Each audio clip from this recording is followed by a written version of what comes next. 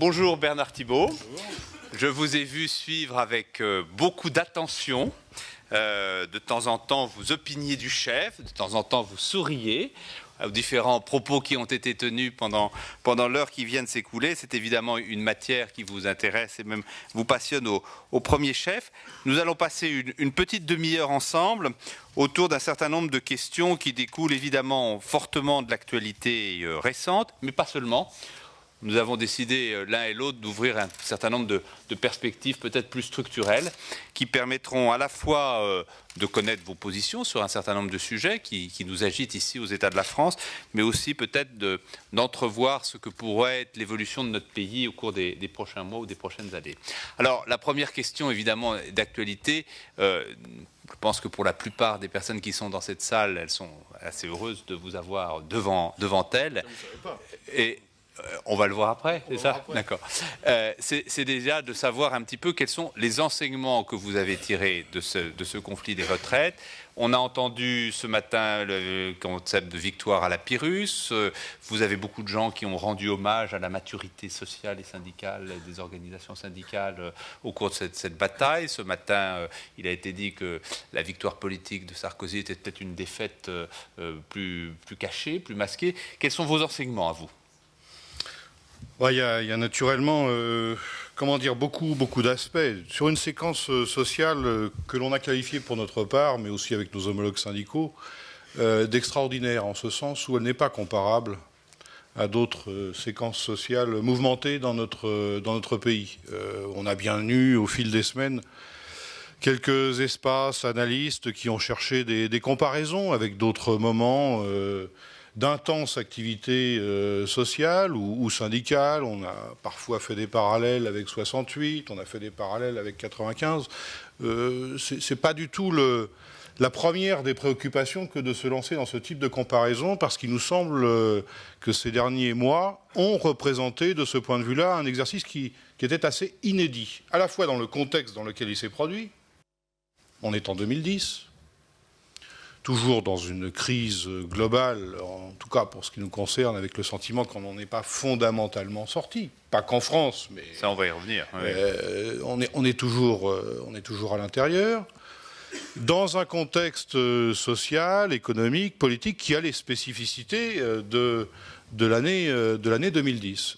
Dans un pays, et je me le redisais lorsque était évoquée tout à l'heure la situation allemande, réputé, à la différence de l'Allemagne, par un taux de syndicalisation bien plus faible. Et la plupart des observateurs s'accordent à reconnaître que le taux de syndicalisation en France, 6, 7, 8%. Et au-delà de cette moyenne nationale, on le sait, de grands écarts selon qu'on est non seulement dans le public ou dans le privé, mais à l'intérieur du privé, selon que l'on est dans une grande entreprise ou une petite entreprise. Ce qui me permet une réflexion au passage sur la notion de modèle social français. Je suis prêt à adhérer à cette référence, même s'il y a toujours le risque dans chacun des pays de prétendre que ces règles sociales représentent ou incarnent un modèle en soi qui serait éventuellement transposable sur les autres. Mais à une réserve quand même, c'est que ce modèle social français, il est vécu de plus en plus à géométrie variable en fonction du lieu dans lequel on travaille pour ceux qui ont un travail. Et en exerçant le même métier, suivant que vous êtes dans une petite entreprise ou une plus grande entreprise, une multinationale ou une entreprise sous-traitante, selon que vous êtes sur le donneur d'ordre ou le sous-traitant, vous ne vous situez pas de la même manière socialement et aussi syndicalement. D'ailleurs, c'est un des points, je m'éloigne un peu de retraite, mais je rebondis sur certaines des réflexions tout à l'heure. Un des problèmes que rencontre le mouvement syndical dans le dialogue social, ou sa volonté d'améliorer, dans sa vocation, les standards sociaux réservés aux salariés, c'est les évolutions de l'ensemble de l'appareil de production, et notamment ces phénomènes de réorganisation en cascade de la production. Si on est, par exemple, dans la filière de l'automobile, négocier le temps de travail dans un sous-traitant de l'automobile n'a pas grand sens, puisque l'espace de négociation est réduit à sa plus simple expression. L'équipementier automobile est condamné à fournir ses prestations au rythme où le donneur d'ordre l'exige. Et donc dès lors qu'on n'est pas en phase entre les lieux de décision, les endroits où se prennent des décisions qui ont un impact sur la vie sociale des salariés, et les lieux de négociation, d'élaboration de la norme sociale, on a un problème. Y compris qui peut générer du stress aussi pour les syndicalistes. Hein. Ils ne sont pas complètement... Alors, donc je reviens à votre première question sur les enseignements. Je dirais que, notamment, je rappellerai qu'au départ de ce processus, les bases, je ne veux pas rentrer dans toute l'historique, hein, je vais essayer de dégager...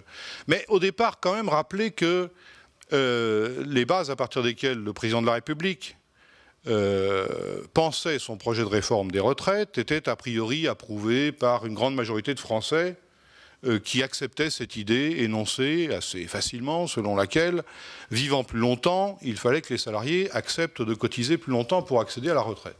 Bref, à une période, la rentrée, où, à l'inverse, sur la base des campagnes menées par les différentes organisations syndicales, qui ne représentant que 8% dans la société française, ont une capacité d'influence et l'alimentation du débat qui n'est pas négligeable. Au contraire, et ça a été évoqué, à plus de 70% de la population contestant le bien fondé de cette réforme avec le vaste mouvement que ça a généré. Alors c'est vrai que notre président dit qu'il prétend agir et que pendant que d'autres réfléchissent. Une première remarque, peut-être que de temps en temps, il serait utile que notre président réfléchisse davantage avant d'agir, mais enfin ça c'est juste une petite remarque au passage.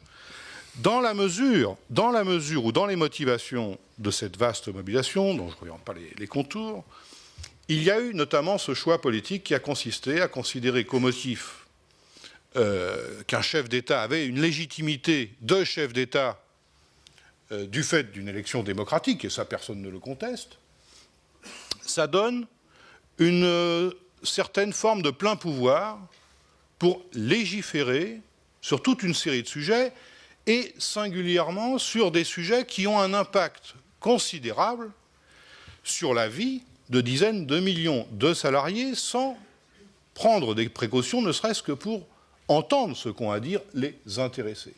Et là, ça a été évoqué. Je pense que cette crise, une fois de plus, montre qu'en matière sociale, il faut accepter cette idée, ce principe, de discuter avant les intéressés, ce qui n'est pas une remise en cause de la légitimité des acteurs politiques. Vous ne contestez pas qu'il est ouvert le dossier des retraites. Vous contestez qu'il est ouvert comme ça. Ce n'était pas parce que ça ne figurait pas dans son programme électoral qu'il n'était pas fondé à l'ouvrir. Même si on ne peut pas négliger le fait qu'effectivement, vous le relevez, comme beaucoup de Français, que lui-même avait considéré que, n'étant pas présent dans son programme, il n'était pas a priori habilité. La crise n'était pas présente dans son programme non plus. Oui, et c'est la raison pour laquelle beaucoup de salariés ont dit « oui, il y a une crise ». Mais les préconisations, les formules que vous suggérez ne sont pas de nature à répondre à la crise, et au contraire, si on ne peut pas parler retraite, si on ne parle pas usure au travail, si on ne parle pas stress au travail, si on ne parle pas pénibilité du travail, si on ne parle pas du chômage, les caractéristiques de la situation française, c'est à la fois un taux de chômage qui demeure élevé, ça c'est pas une spécificité française, mais en rapport à la question des retraites, un taux de chômage des jeunes particulièrement élevé, et comparé à d'autres pays européens, et singulièrement par exemple à l'Allemagne, on est du taux de chômage des plus jeunes, et on est aussi au-dessus de l'Allemagne ou d'autres pays sur le taux de chômage des plus anciens. Donc cette logique consistant à pressurer, en quelque sorte, uniquement les tranches d'âge 30-50 ans, nous amène tous à une certaine forme d'impasse si on pense que c'est par ces seuls moyens-là que l'on va à la fois financer les systèmes de protection sociale, mais en même temps faire en sorte que la vie au travail soit tenable. Alors, on va y venir parce que c'est deux chapitres tellement importants qu'on y reviendra en questions spécifiques. Encore deux petites questions sur la réforme des retraites. Est-ce que, franchement, droit dans les yeux, vous n'avez pas été vous-même surpris par la façon dont le mouvement a pris de l'ampleur? Est-ce que vous vous y attendiez ou est-ce que ça n'a pas été pour vous une divine surprise? Bon, on a quand même travaillé pour faire en sorte, alors non pas que la loi soit adoptée, c'est clair, en ce sens-là, le résultat n'est pas satisfaisant, hein, mais enfin, je ne vous livre pas un scoop. Mais on a été effectivement agréablement surpris par l'impact de ce que sont parvenus à faire les syndicats. Alors, une remarque à ce propos, c'est aussi la première fois, et notamment sur un sujet qui, on le sait historiquement, a parfois divisé durement les organisations syndicales. Bon, c'est la première fois que sur un sujet aussi important, tous les syndicats ont adopté la même position quand il s'est agi de critiquer le projet gouvernemental. Tout en assumant entre eux le fait que cette unité syndicale ne portait pas pour autant un projet commun à l'ensemble de ces organisations. Mais le message selon lequel cette réforme était à la fois injuste et inefficace, et chacun avec nos arguments, nous avons été amenés à en faire la démonstration, a aussi été une espèce de force d'entraînement de dizaines, voire de centaines de milliers de salariés. Et une des caractéristiques de ce mouvement, c'est qu'il y avait beaucoup plus de non-syndiqués mobilisés que de syndiqués. Globalement, tout le monde en a fait le constat. Et donc, cette capacité d'influence, voire d'entraînement des salariés, s'est trouvée confirmée dans les faits, parfois au-delà même de ce qu'on pouvait attendre, c'est vrai. Alors, vous l'avez dit, ça s'est soldé par une défaite apparente, puisque la loi a été votée pratiquement dans la forme initiale, à part quelques aménagements que vous avez toujours jugés insuffisants. Comment vous capitalisez ensuite, vous, en tant qu'organisation syndicale, sur un mouvement qui est puissant et qui échoue ? Écoutez, déjà, ce qu'on peut retenir, et c'est pas un mince constat, c'est que toutes les enquêtes, on sait bien, des enquêtes très régulières, maintenant, ça fait fonctionner tous les organismes spécialisés qui sont... je me doute bien que la CGT en commande de temps en temps. Elle en fait aussi de temps en temps, il n'y a pas de raison, il n'y a pas de raison. C'est que la crédibilité du syndicalisme en France se trouve renforcée à l'issue de cette séquence. Alors que le texte de loi a été adopté et que l'objectif était d'essayer de faire en sorte qu'il ne soit pas adopté avec ce contour-là, avec ses principales caractéristiques. Autrement dit, là aussi c'est un peu une surprise et agréable, on ne reproche pas aux syndicats cette situation. La conclusion, c'est un reproche très majoritaire dans le pays au chef de l'État d'avoir fait adopter cette loi sous cette forme-là et avec ces caractéristiques. Et qu'est-ce que vous faites de cette crédibilité ? Comment vous la transformez ? Vous bâtissez quoi sur cette crédibilité ? Eh bien, justement, ça c'est un défi, mais qui est posé à chacun d'entre nous. C'est à la fois de ne pas s'en tenir à cette situation sur le dossier retraite lui-même, mais moi je vous le dis, parce que j'en suis convaincu, on n'en a pas fini avec le dossier retraite en France avec l'adoption de cette loi. On n'en a pas fini. Et on en aura une illustration, même l'année prochaine, pour ne prendre qu'un exemple. Je pense que dans les secteurs où il y a des métiers pénibles, et ça a été un sujet de conversation avec les représentants patronaux très anciens. On a parlé de la question de la santé tout à l'heure avec Éric Albert. Oui, mais justement, moi je vous prédis des conflits dans les entreprises qui ne seront pas en capacité de prendre la mesure du degré d'usure des salariés dans les travaux pénibles et qui n'accepteront pas, et nous serons avec eux, qui n'accepteront pas de devoir être contraints de travailler plus longtemps alors qu'ils estiment déjà être usés jusqu'à la corde dans certaines des situations. Donc il va y avoir des prolongements. À l'identique sur la situation et la discrimination qu'accroît ces dispositions s'agissant de la situation faite aux femmes au travail. Et en même temps, alors là, je confirme ce qui a été dit, ça n'est qu'une confirmation. Ce qui nous préoccupe aussi en tant qu'organisation syndicale, c'est de constater à quel point la dégradation de la relation des salariés français au travail alimente ou provoque cette prise de distance au point de souhaiter au plus tôt d'en être libéré. Si on n'intègre pas ça, si on ne comprend pas, si on ne constate pas ça, on ne comprend pas pourquoi il y a eu une telle mobilisation aussi sur le dossier des retraites.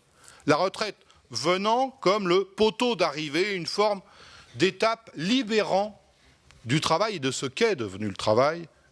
Alors, sans doute qu'on ne peut pas non plus ne pas avoir à l'esprit, en évoquant cela, le fait que la France étant le pays où la productivité par heure travaillée étant la plus élevée au monde, ça ne se fait pas sans conséquence d'un point de vue des rythmes, des modes d'organisation, des objectifs, du management. Alors justement, Bernard Thibault, ce matin... Pardonnez-moi, mais une des manières en tant qu'organisation syndicale, après cette séquence sur les retraites, ça va être d'essayer de créer les conditions, par exemple avec beaucoup d'employeurs, de rediscuter de l'organisation du travail, de rythme de travail. Alors d'accord, le rythme, on a vu ce matin dans une étude que vous avez eue, mais vous n'avez peut-être pas eu le temps de lire, qui a été largement démontré, qu'en effet, ce que vous dites est tout à fait exact, la productivité spectaculairement élevée du système français, mais sur un nombre d'heures extraordinairement pauvre, puisque peu de personnes au travail, et les personnes au travail sur peu d'heures au travail. Est-ce que vous êtes prêt à négocier quelque chose qui permettrait de changer cette équation, c'est-à-dire peut-être faire baisser la pression en étendant le temps de travail, en étendant le temps de travail utile? Est-ce que cette productivité française n'est pas la seule réponse qu'on a trouvée à la réduction du temps de travail? Peut-être, mais si on ne fait porter le débat que sur des modalités, certes différentes, mais qui n'intéressent que ceux qui sont au travail aujourd'hui, je vous dis, on sera dans la même problématique qu'à propos du débat sur les retraites. Pour nous, le constat, il saute aux yeux sur la réalité du marché de l'emploi en France. Le fléau, un des fléaux en France, s'agissant de l'emploi, c'est qu'il n'est occupé que par une frange trop étroite de la population en âge de travailler. Il faut donc, alors est-ce que c'est... Alors c'est à cause de quoi? Après, il faut pouvoir discuter avec. Il faut pouvoir discuter avec des interlocuteurs patronaux, avec des interlocuteurs gouvernementaux du sujet. Je vois là qu'il y a, par exemple, des tentatives de rediscuter de l'emploi de manière segmentée, voire par génération. On va discuter de l'emploi des jeunes. On va discuter de l'emploi des seniors. Bon, non pas qu'il n'y ait pas des spécificités dans chacune de ces catégories. Mais il nous faut, de notre point de vue, essayer de rediscuter de la question de l'emploi de manière plus globale. Alors, on sait que du côté des pouvoirs publics, il y a cette critique, dès lors qu'on veut globaliser le sujet, à le caricaturer par un débat sur le partage du travail. Or, moi, je le dis, encore une fois, cette séquence sociale très lourde, elle en est complètement illustrative.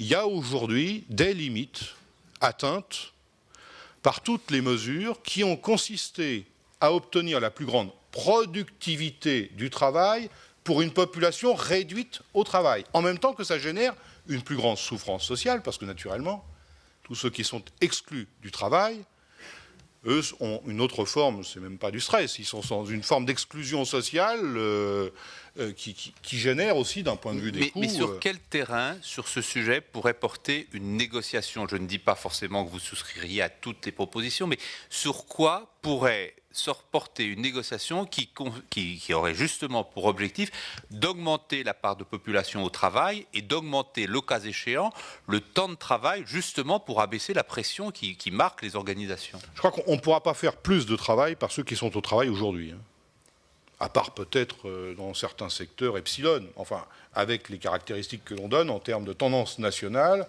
dès lors qu'on a la productivité la plus élevée, on ne peut pas penser gagner de nouveaux gains de productivité sur les seules personnes qui sont aujourd'hui au travail. Bon.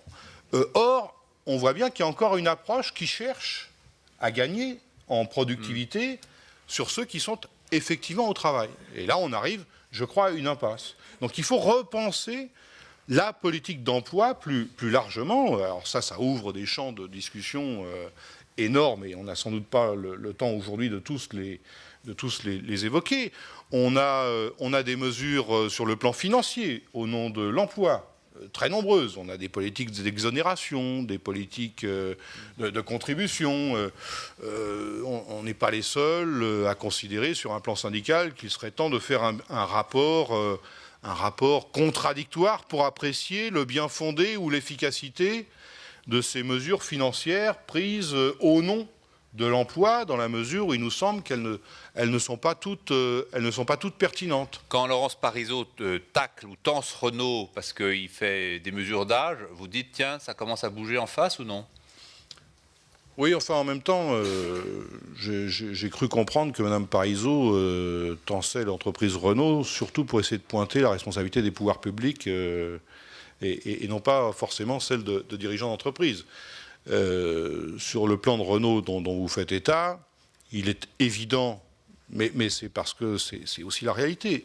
66% dans une enquête, on parlait beaucoup d'enquêtes, enfin je parlais qu'il y avait beaucoup d'enquêtes, 66% des chefs d'entreprise, pendant le conflit sur les retraites, considéraient que dans leur entreprise, il n'y avait pas ou peu de place pour des personnes de plus de 60 ans dans leurs activités. Et donc un certain nombre d'activités, Renault, constructeur automobile, est dans l'incapacité, et pour cause, de laisser des ouvriers à la chaîne à 62 ans. Mais tout simplement parce qu'ils ne peuvent pas suivre la cadence d'une chaîne automobile et qu'on ne va pas, en fin de carrière, demander à tous les monteurs des Renault sur des chaînes automobiles de glisser dans les bureaux de l'administration, tout simplement parce qu'il faut aussi réduire les frais généraux dans les services de l'administration chez Renault. Un ouvrier sur une chaîne automobile chez Renault, pour ceux qui ne le savent pas, travaille au centième de minute. Il n'est plus chronométré à la seconde. Il est chronométré au centième de minute. Est-ce que vous imaginez ce que veut dire un travail chronométré au centième de minute? Et de devoir le faire toutes les 40 secondes de manière répétitive pendant des séquences de travail de 3 heures, un quart sans interruption. Eh bien, tout simplement, ceux-là disent, à 62 ans, vous me ramasserez par terre évanoui, mais ce sera pas possible. Et Renault en a conscience. Je reprends ma question. Il semble qu'il y ait d'une certaine manière une forme de consensus que vous confirmez sur la nécessité d'augmenter le nombre, la part de la population qui est au travail, mais je n'arrive pas à identifier les propositions qui, pour la CGT, permettraient d'y arriver. Il faut repenser cette approche sur l'emploi, autrement dit, agir plus sur le nombre de personnes au travail que sur la productivité attendue des seuls qui sont aujourd'hui au travail. Sachant que socialement, ça n'est pas la même chose aussi que d'avoir près de 6 millions de personnes qui sont en sous-emploi ou en emploi précaire, parce qu'au-delà de la productivité globale, on peut aussi pointer du doigt qu'au-delà de l'emploi ou du niveau de chômage, ceux qui sont en emploi le sont dans des statuts de plus en plus précaires. Il y avait une réflexion qui m'intéressait à propos des discussions en Allemagne, notamment lorsqu'il s'est agi de regarder quelles dispositions prendre pour faire face à la crise. Et de ce point de vue-là, c'est vrai qu'il y a eu des différences d'attitude, déjà entre certaines entreprises, parce que quand on parle des entreprises, on ne peut pas toutes non plus les caractériser de la même manière. Elles n'ont pas toutes le même profil, elles n'ont pas toutes les mêmes contraintes. C'est toujours délicat de parler des entreprises dans leur globalité. Mais dans les tendances lourdes, on a eu beaucoup plus tendance en France à licencier ou à se séparer de salariés ou de donneurs de sous-traitants qu'on ne l'a fait en Allemagne, avec ce sentiment que les compétences, notamment dans des secteurs où il y a besoin de technicité, de savoir-faire, d'expérience professionnelle poussée, se séparer d'un certain nombre de collaborateurs, c'est se condamner à terme à ne pas forcément les retrouver lorsque peut-être demain on en aura besoin. Bon. Nous, on essaye d'avancer, mais les autres syndicats ont aussi une approche dans ce domaine, on essaye d'avancer sur la notion de sécurité sociale professionnelle.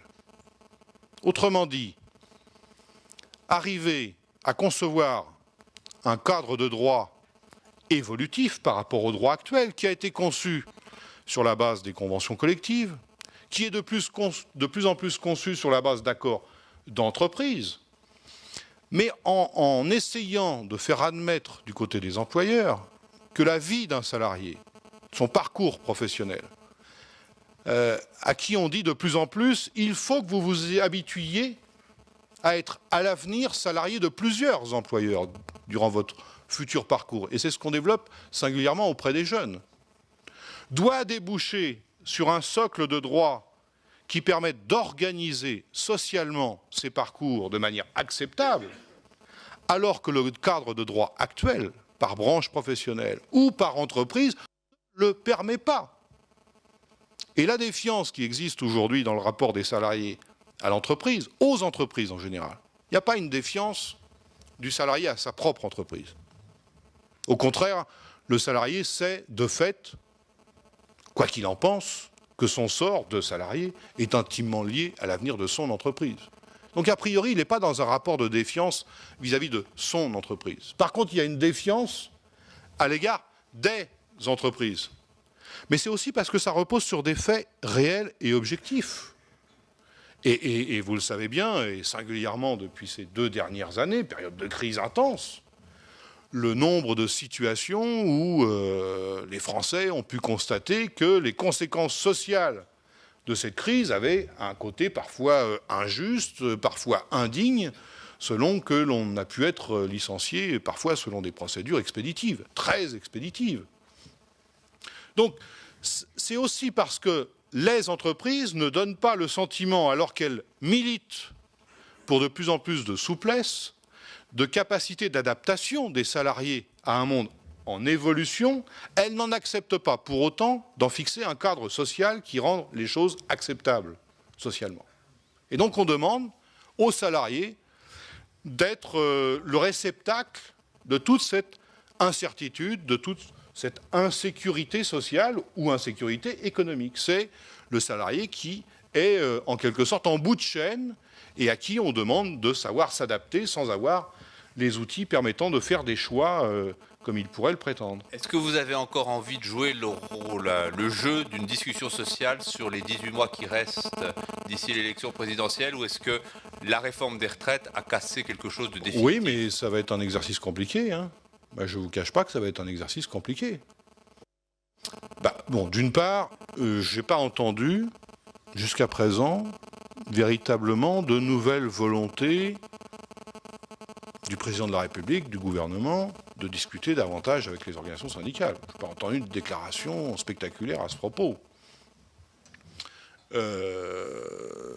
Mais on a aussi un problème, et tous, un problème de crédibilité. On ne peut pas minorer ce qui s'est passé sur un sujet aussi structurant, encore une fois, que la réglementation en matière de retraite.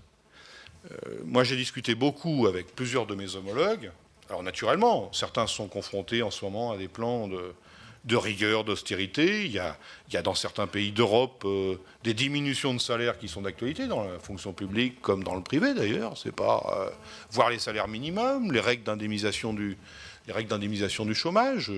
Ça va être d'ailleurs un sujet l'année prochaine. On doit discuter de nouveau des règles d'indemnisation du chômage. Ça va être encore un sujet sans doute de tension. On doit négocier, ça c'est un rendez-vous programmé, les règles applicables en matière de retraite complémentaire. Et vous savez sans doute que pour certains salariés, la part de retraite dite complémentaire représente une part très importante de la retraite totale.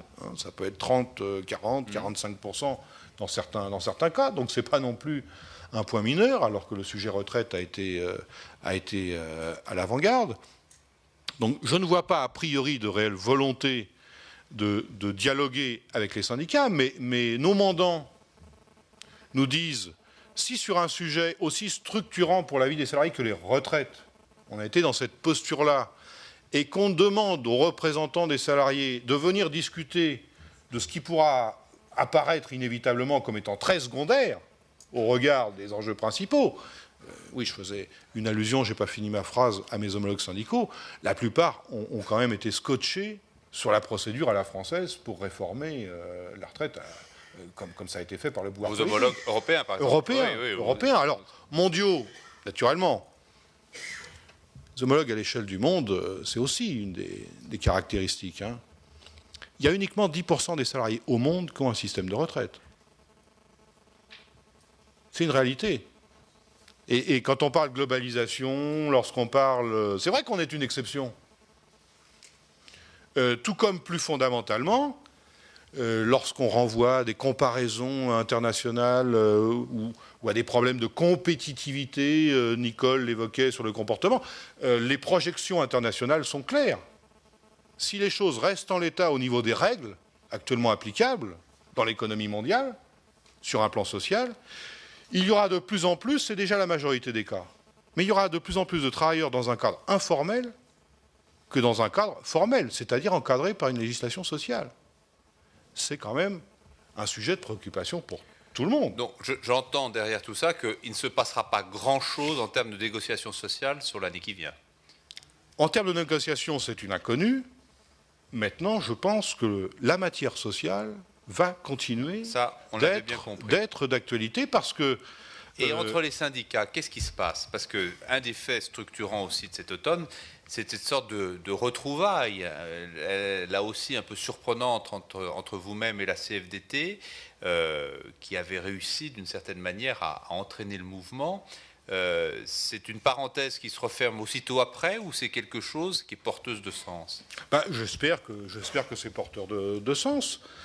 Bon, il faut voir qu'on est aussi dans une phase un peu, je dirais, un peu intermédiaire dans la manière dont les organisations syndicales assument leurs responsabilités, simplement pour faire une référence aux règles, cette fois-ci, que nous avons souhaitées, qui ont été modifiées par la loi d'août 2008 en matière de représentativité syndicale. Je ne rentre pas dans le détail ou la technique, mais enfin, un certain nombre d'entre vous doivent voir à quoi je fais référence. C'est vrai que nous avons, et la CGT... Une prime aux grandes organisations.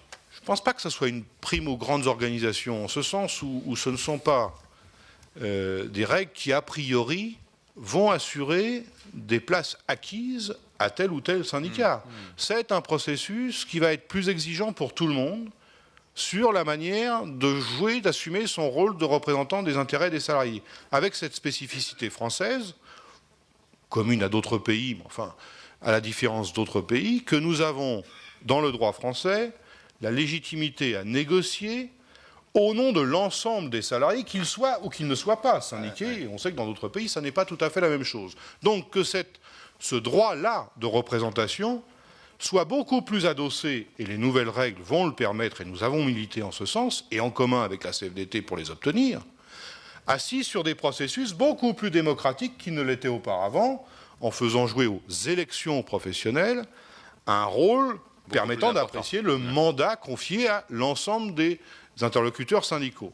Sur ce point de vue-là, on a une conception tout à fait comparable, puisqu'encore une fois, nous avons y compris élaboré des propositions communes entre nos deux organisations, indépendamment du fait, ou même très conscient du fait que, parallèlement, nous pouvons avoir des différences de propositions en tant que syndicats à formuler. Mais nous sommes d'accord pour considérer, y compris quand il y a des différences entre nous, les processus électoraux sont faits pour donner la parole. D'aller plus loin dans une structuration, dans une formalisation de ce rapprochement qu'on a vu s'opérer de façon un peu, j'allais dire, fortuite à l'occasion des retraites? Est-ce que c'était juste la convergence d'intérêts tactiques respectifs, ou est-ce que derrière peut naître un rapprochement, des motions communes sur d'autres sujets, des revendications communes, des pilotages d'actions communs? Rappelez-vous l'année 2009.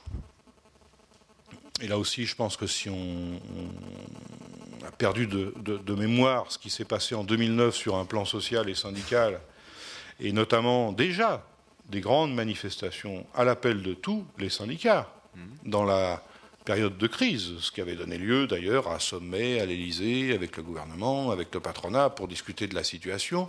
Grande mobilisation en janvier, grande mobilisation en février, en mars, déjà à l'appel de l'ensemble des syndicats, ce qui a sans doute été un terreau plus favorable pour affronter la séquence retraite, mais on n'était pas complètement, comment dire, à un point zéro dans les relations intersyndicales. Je crois pouvoir dire que pour la plupart des acteurs syndicaux, je ne vais pas vous raconter d'histoire, ce n'est pas forcément une volonté unanime de tous les acteurs syndicaux, mais pour la plupart des acteurs syndicaux, je crois que cette séquence, elle donne aussi une forme de mandat aux différents représentants, un peu plus encore aujourd'hui qu'hier, à essayer de porter des propositions communes ou d'agir en commun dans ce qu'on appelle l'unité syndicale, alors que le syndicalisme français, très longtemps, a plutôt été vécu, et à raison, par une grande dispersion, une grande division, voire des querelles importantes. Ce qui ne veut pas dire, ne soyons pas idylliques, qu'il n'y ait pas, dès lors qu'il y a plusieurs organisations, il y aura systématiquement projet commun sur tous les sujets. Mais ça, en soi, ça peut être gérable, à mon avis, de manière beaucoup plus pacifiée que ça n'a pu l'être en d'autres temps. Très bien. Alors, j'ai une dernière question personnelle qui m'est, j'allais dire, inspirée par l'intervention d'Éric Albert tout à l'heure, qui disait avec un sourire, les patrons ont des émotions. Et je me suis dit, mais est-ce que Bernard Thibault, il a des émotions?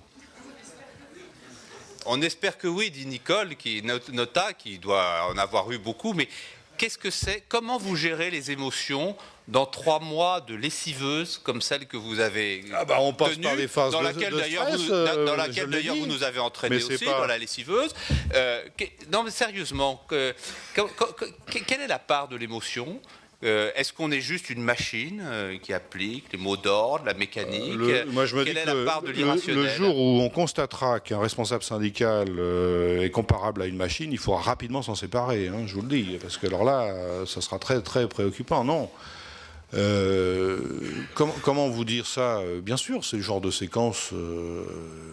Les fêtes de fin d'année vont venir à point, hein, c'est évident. Voilà, je peux vous le dire comme ça. Il y a une part qui est aussi liée au type de mandat qui est le nôtre. C'est-à-dire que, enfin, pour l'organisation que je représente, pour la CGT, on a des mandants au ce sens où on est naturellement élu suivant des processus, et donc on représente beaucoup de monde. Et cette tâche qui consiste à être représentant, surtout dans des séquences aussi intenses que celle-là, donc dans une dimension médiatique, dans une dimension de représentation avec des interlocuteurs politiques, sans arrêt vous fait poser la question de savoir si vous êtes représentant comme il le faut de cette masse de gens qui attend beaucoup de vous et qui peut, y compris dans leur diversité, avoir des attentes un peu contradictoires. Oui. Donc c'est forcément un exercice qui n'est jamais résolu une bonne fois pour toutes ou par un espèce de règlement intérieur qui pourrait m'indiquer que petit a, petit b, petit c, etc. Ça va être un peu pareil pour les chefs d'entreprise. Mais pour vous, Nicolas Sarkozy, durant cette séquence, c'était un ennemi, c'était un adversaire, c'était un partenaire loyal d'une bataille... Là, je mettrais beaucoup de nuances à votre dernière... Vous savez, c'est difficile de vous faire sortir l'idée, alors allez-y. Moi, écoutez, pour tout vous dire, j'ai été assez choqué d'entendre le président de la République, lors de son intervention télévisée il y a quelques semaines... en novembre, oui. Voilà, en 16 novembre, novembre, vous voyez à peu près la séquence un mois. D'après, après mouvement intense. Retenir uniquement de cette séquence, quand il a été interrogé sur le conflit sur les retraites, ça s'est pas trop mal passé parce qu'il n'y a pas eu de violence. Moi, j'ai trouvé que pour un président de la République, ne retenir que ça comme principal enseignement à communiquer aux téléspectateurs, sans aborder le fond du sujet, peut-être que la séquence ne s'y prêtait pas, mais j'ai trouvé ça préoccupant parce que non, le président de la République, dans mon esprit, dans ma responsabilité, et d'ailleurs pour l'organisation, n'est pas un adversaire, en ce sens où en tant que syndicat, nous on ne prétend pas, comme d'autres acteurs, et c'est leur vocation, accéder au pouvoir. La CGT n'a pas de candidat à l'élection présidentielle et on n'est pas sur le champ des ennemis politiques. Non, mais là aussi, je ne pense pas vous avoir livré un scoop. Vous l'avez déjà remarqué depuis. Donc, ce n'est pas en termes d'adversaire. Mais cette posture qu'il a d'ailleurs confirmée, consistant à dire sur les retraites, il n'y avait rien à négocier avec les syndicats, ça, on ne peut pas accepter. On ne peut pas accepter. Et ça n'est pas acceptable. Et je pense même que, encore aujourd'hui, une grande majorité de Français lui en font le reproche, indépendamment des mesures proprement dites sur la procédure.